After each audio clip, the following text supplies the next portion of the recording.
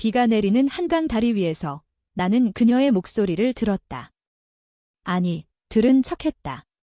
바람이 세차게 불어오는 그 여름 끝자락, 그녀가 속삭이던 그 말들이 아직도 귓가에 맴돌았다. 한여름만 함께하자, 그 한마디가 내 인생을 영원히 가두어버린 쇠사슬 같았다. 나는 다리 난간에 기대어 서서 검은 우산을 쥔 손이 떨리는 걸 느꼈다. 아래로 흐르는 한강의 물결이 그녀의 미소처럼 잔잔하게 출렁였지만 그 안에는 끝없는 어둠이 도사리고 있었다. 갑자기 가슴이 터질 듯 아팠다. 나는 우산을 놓아버리고 무릎을 꿇었다. 비가 얼굴을 때리며 눈물이 섞여 흘러내렸다. 수아야, 왜 떠났어? 그 외침은 비바람에 삼켜졌다. 그 순간 모든 게 무너졌다. 그 여름, 우리 사랑이 시작된 그날부터. 서울의 여름은 언제나 숨막히게 더웠다.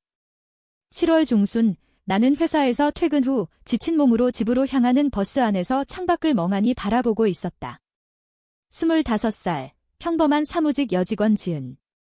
매일 아침 7시에 일어나 지하철로 출근해 컴퓨터 앞에 앉아 숫자를 입력하고 저녁 8시에 퇴근하는 산무가족은 부산에 살았고 친구들은 각자 연애와 결혼으로 바빴다. 나 혼자 이 도시의 콘크리트 숲속에서 홀로 서 있었다. 사랑. 그건 드라마나 소설 속 이야기일 뿐이었다. 적어도 그때까지는. 그날 버스가 한강공원 근처에서 멈췄다. 창밖으로 보이는 강변 산책로에 사람들이 모여 있었다. 여름 축제, 한강 불꽃놀이를 앞두고 미리 모인 사람들. 나는 갑자기 내리기로 했다. 더위에 지친 몸이 그곳의 자유로운 공기를 갈망했다.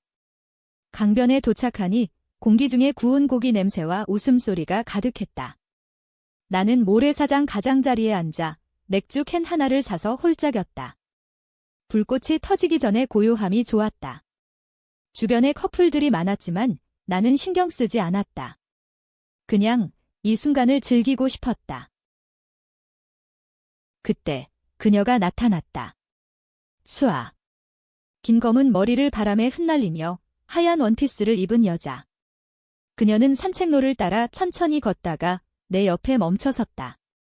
여기 앉아도 돼요. 그녀의 목소리는 부드러웠다. 나는 고개를 끄덕였다. 그녀는 내 옆에 앉아 강물을 바라보았다. 불꽃놀이 재미있죠? 매년 오는데 올해는 더 특별할 것 같아요. 그녀의 미소가 여름 밤의 별처럼 빛났다. 우리는 자연스럽게 이야기를 시작했다. 그녀는 24살, 대학에서 문학을 전공한 프리랜서 작가였다. 서울에서 태어나 자랐지만 최근에 제주에서 시간을 보낸 적이 있다고 했다. 제주 바다를 보면 마음이 가벼워져요. 서울은 너무 답답하잖아요. 그녀의 말에 나는 공감했다. 우리는 맥주를 나누며 웃었다. 불꽃이 터지기 시작했다. 하늘을 수놓는 붉고 푸른 빛들 속에서 그녀의 옆모습이 아름다웠다. 그날 밤 우리는 핸드폰 번호를 교환했다. 다음에 또 봐요. 지은 씨. 그녀의 손이 내 손을 스쳤다. 그 순간 가슴이 떨렸다. 왜일까? 그건 사랑의 시작이었다. 다음 날 그녀로부터 메시지가 왔다. 오늘 한강에서 산책 어때요? 저녁 7시. 나는 망설이지 않았다. 퇴근 후 서둘러 집으로 가옷을 갈아입었다. 평소 입지 않던 가벼운 블라우스와 치마. 거울 앞에서 머리를 만지작거리며 이상한 설렘을 느꼈다. 한강에 도착하니 그녀가 이미 기다리고 있었다. 손에 아이스크림 콘을 들고 웃으며 손을 흔들었다. 늦었어요. 벌칙으로 이거 먹어요. 우리는 강변을 따라 걸었다. 여름 저녁의 습한 공기, 멀리서 들려오는 버스킹 음악, 그리고 그녀의 웃음소리. 우리는 어린 시절 이야기를 나눴다. 나는 부산 바다에서 자란 추억을, 그녀는 서울의 좁은 골목에서 보낸 날들을. 엄마가 항상 결혼해서 안정된 삶을 살아야 해라고 하시는데 난 그런 게 싫어요. 자유롭게 살고 싶어요. 그녀의 말에 나는 고개를 끄덕였다. 나도 마찬가지였다. 회사 생활이 지겹고 부모님의 기대가 부담스러웠다. 그날 우리는 한강다리 아래 벤치에 앉아 별을 보았다. 그녀가 내 손을 잡았다. 지은 씨 손, 따뜻해요. 그 순간 세상이 멈췄다. 나는 그녀의 손을 마주 잡았다. 우리의 시선이 마주쳤다. 그녀의 눈동자에 내 모습이 비쳤다. 입술이 스쳤다. 부드럽고 달콤한 키스. 여름 바람이 우리를 감쌌다. 그 후로 우리는 매일 만났다. 카페에서 책을 읽고 남산타워에 올라 서울 야경을 보고 홍대 거리에서 스트리트 푸드를 먹었다. 그녀는 나에게 한국 문학을 소개했다. 김영하의 소설 한강의 시여 사랑은 때론 아픈 거예요. 하지만 그 아픔이 살아있음을 증명하죠. 그녀의 말은 내 가슴을 울렸다. 우리 사랑은 빠르게 깊어졌다. 그녀의 아파트로 가는 날, 우리는 처음으로 서로의 몸을 탐험했다.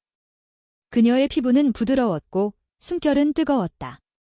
지은아, 사랑해. 그녀의 속삭임이 내 영혼을 채웠다. 하지만 그 안에는 이미 그림자가 드리워져 있었다. 그녀의 가족 이야기. 보수적인 집안, 아버지가 대기업 임원이고 어머니가 전통적인 가정주부. 그들은 내가 레즈비언이라는 걸 알면 절대 용납 안 할 거야. 이 그녀의 말에 나는 안아주었다. 우리 둘이면 돼. 세상은 상관없어. 하지만 나는 알았다. 한국 사회에서 우리 사랑은 금기였다. 뉴스에서 가끔 나오는 LGBT 소식들, 친구들의 편견, 어린 말들. 그럼에도 우리는 그 여름을 약속했다. 한강 다리 위에서 그녀가 말했다. 한여름만 함께하자. 그 후엔 더 깊은 사랑으로 나는 웃으며 대답했다. 영원히 함께할게. 여름이 절정에 달한 8월 초, 우리는 제주도로 여행을 떠났다. 그녀의 제안이었다. 서울을 벗어나 바다에서 우리만의 시간을 가져요. 나는 회사에 휴가를 냈다. 비행기 안에서 그녀의 손을 잡고 창밖을 보았다. 푸른 바다가 펼쳐지는 순간 자유로움이 밀려왔다. 제주에 도착하자 우리는 렌터카를 타고 해안도로를 달렸다. 바람이 머리를 흩뜨리고 그녀의 노래소리가 라디오를 이겼다. 우리는 성산일출봉 근처 펜션에 머물렀다. 저녁 해변에서 바비큐를 했다. 고기 굽는 냄새와 파도 소리, 그녀의 키스. 여기서 살고 싶어. 매일 이렇게 그녀의 말에 나는 고개를 저었다. 서울로 돌아가야 해요. 하지만 이 추억은 영원히 간직할게.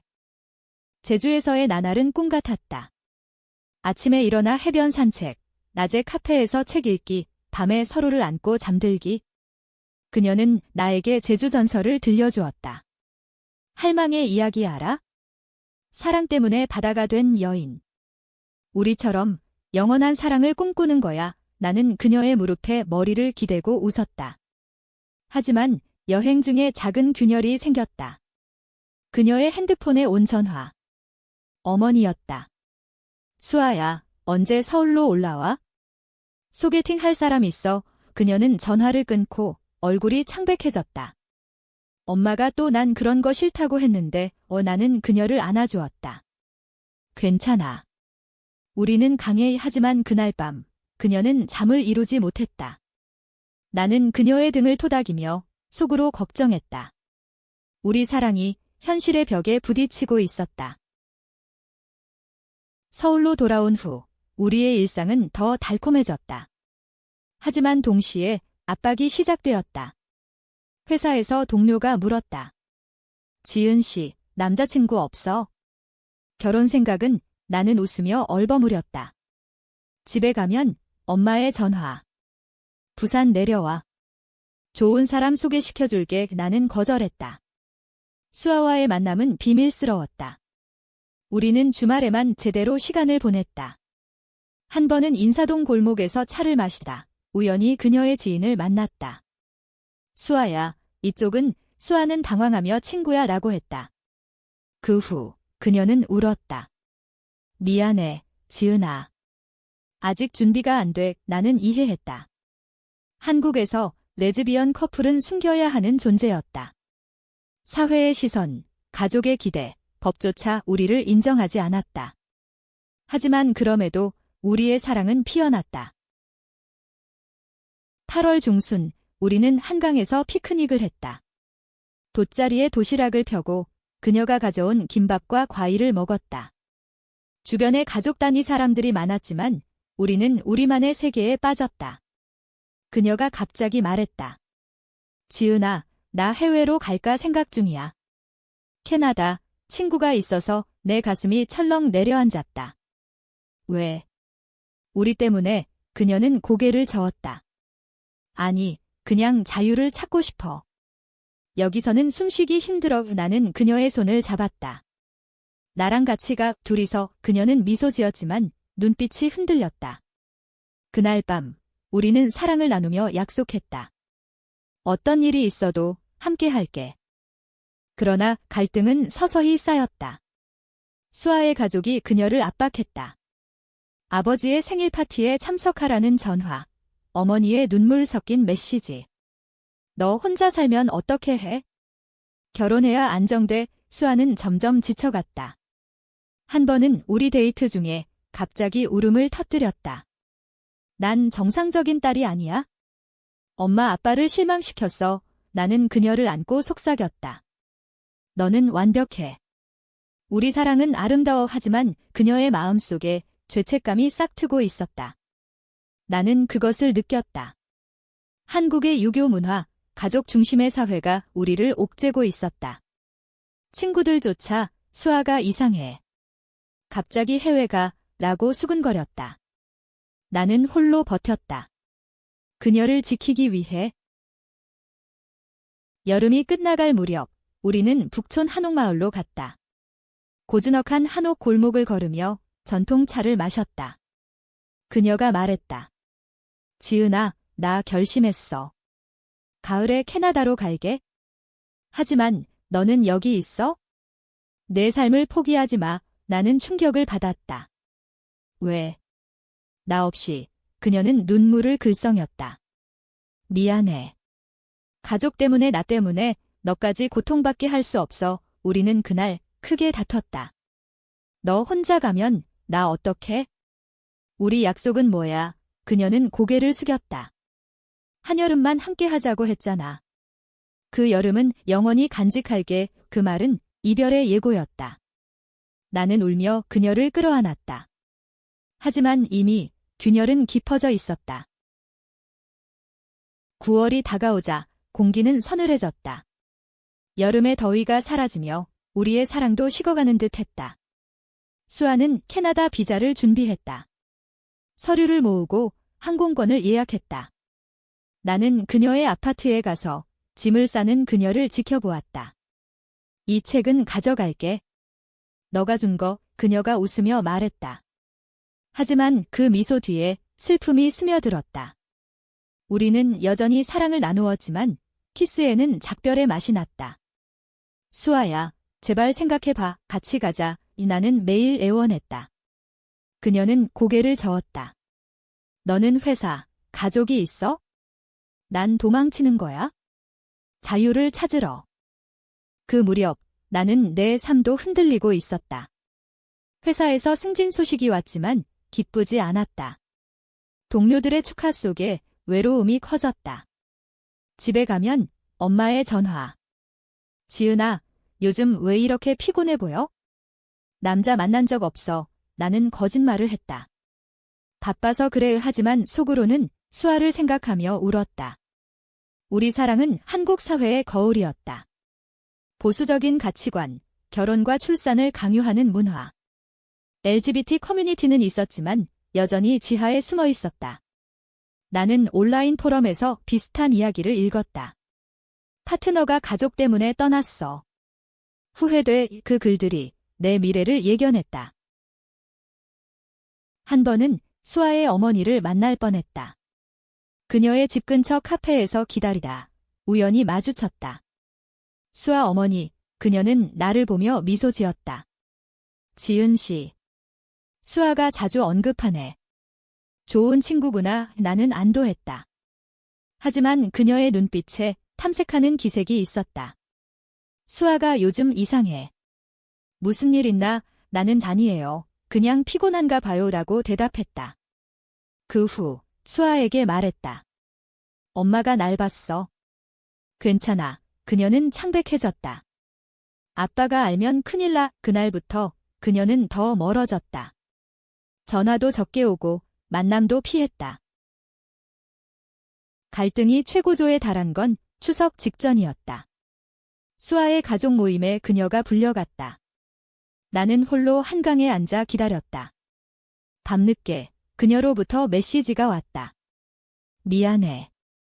오늘 못 만나. 다음 날 우리는 명동에서 만났다. 그녀의 얼굴은 지쳐 있었다. 아빠가 결혼 얘기 꺼내셨어. 캐나다 가는 거 반대하시면서 나는 화가 났다. 그럼 나 버리고 갈 거야. 그녀는 울었다. 아니야. 하지만 가족을 버릴 수 없어. 한국에서 딸이 레즈비언이면 창피한 일이야. 그 말에 내 가슴이 찢어졌다. 우리 사랑은 창피한 거 아니야. 아름다운 거라고 우리는 소리쳤다. 행인들의 시선이 쏟아졌다. 결국 그녀가 먼저 돌아섰다. 미안해, 지은아. 이별하자.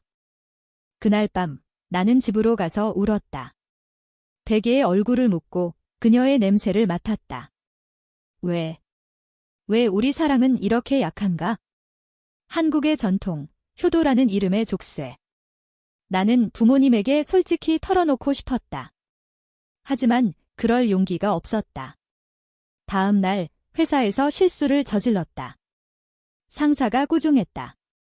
지은 씨, 요즘 정신이 없네. 나는 사과하며 속으로 무너졌다. 수아와의 연락은 끊겼다. 그녀의 SNS는 조용했다. 캐나다행 비행기 티켓만 남아 있었다. 10월 초 그녀가 연락했다. 공항에서 바하의 마지막으로 나는 달려갔다. 인천공항의 로비, 그녀가 서 있었다. 여행 가방을 끌고 눈이 붉었다. 지은아, 미안해. 우리는 안아주었다. 키스했다. 눈물이 흘렀다. 가기 싫어. 너 없이. 그녀가 속삭였다. 하지만 탑승 안내 방송이 울렸다. 가봐. 내 꿈을 따라. 나는 억지로 웃었다. 그녀는 돌아서서 게이트로 향했다. 마지막으로 손을 흔들었다. 그 미소가 영원히 새겨졌다. 나는 공항을 나와 비를 맞으며 택시를 탔다.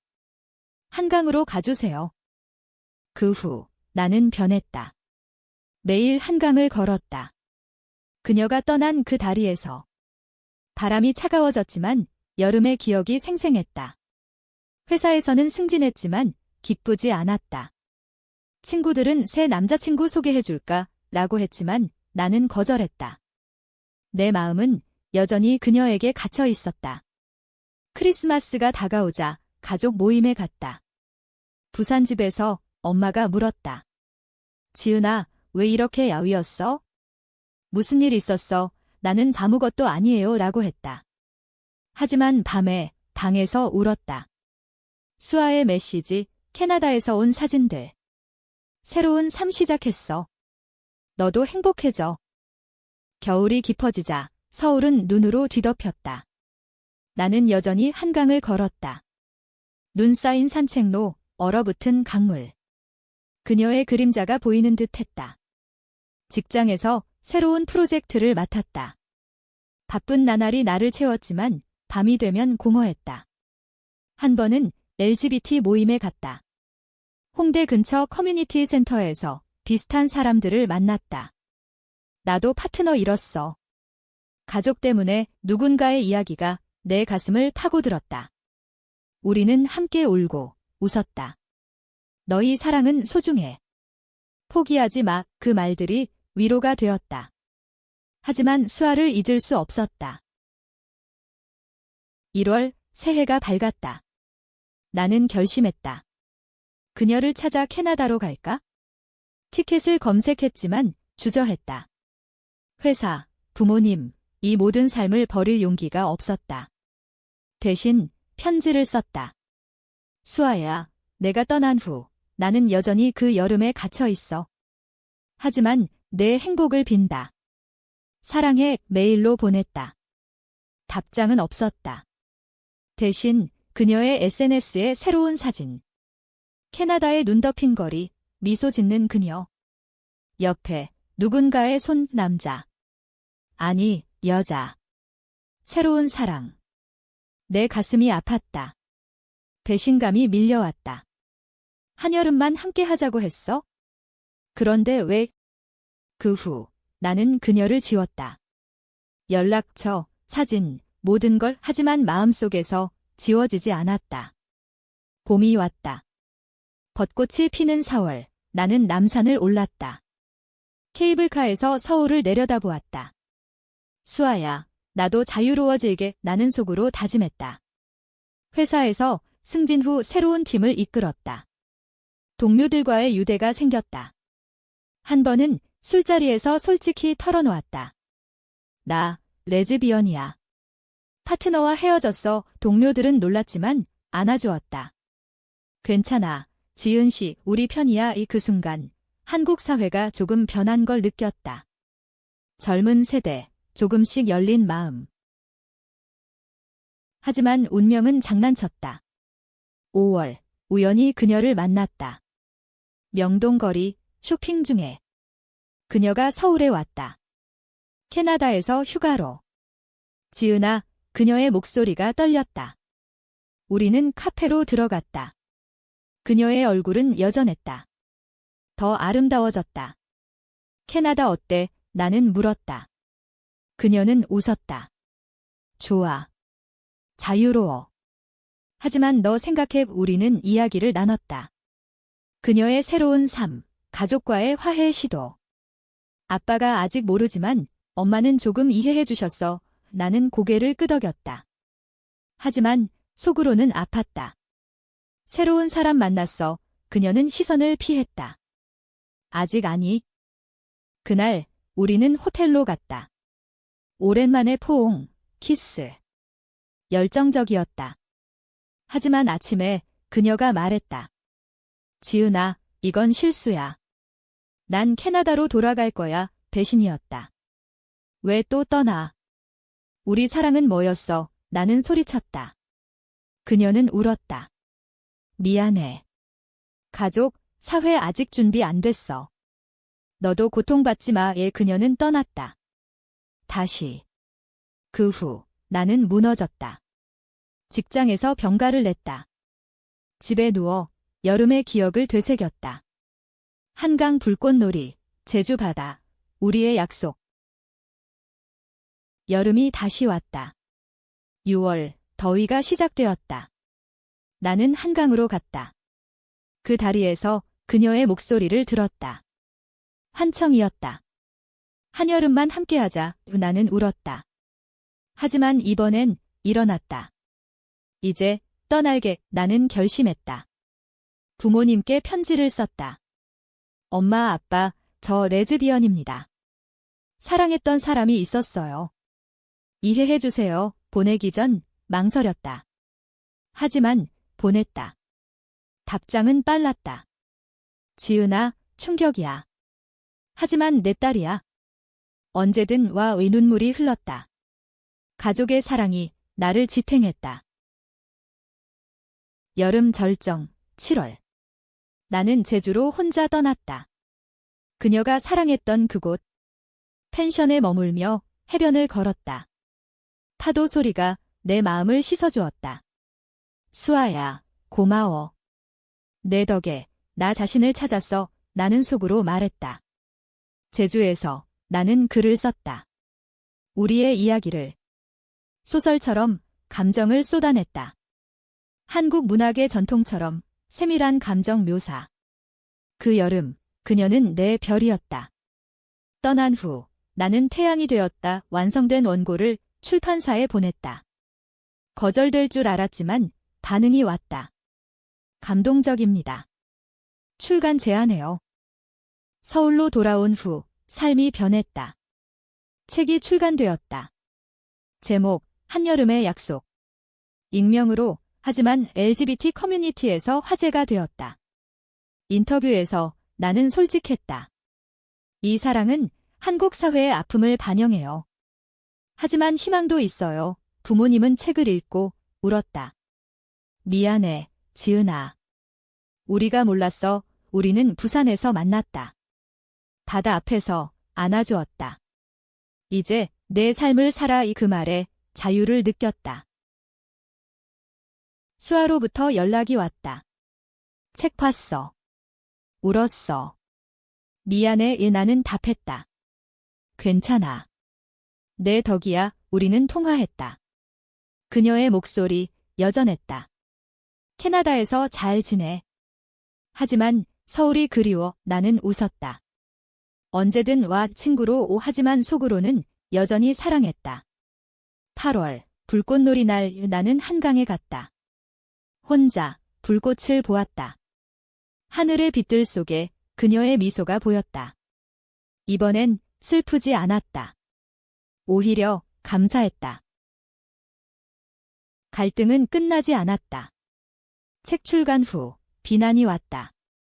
온라인에서 변태 같은 이야기라는 댓글. 가족 모임에서 친척들의 수군거림.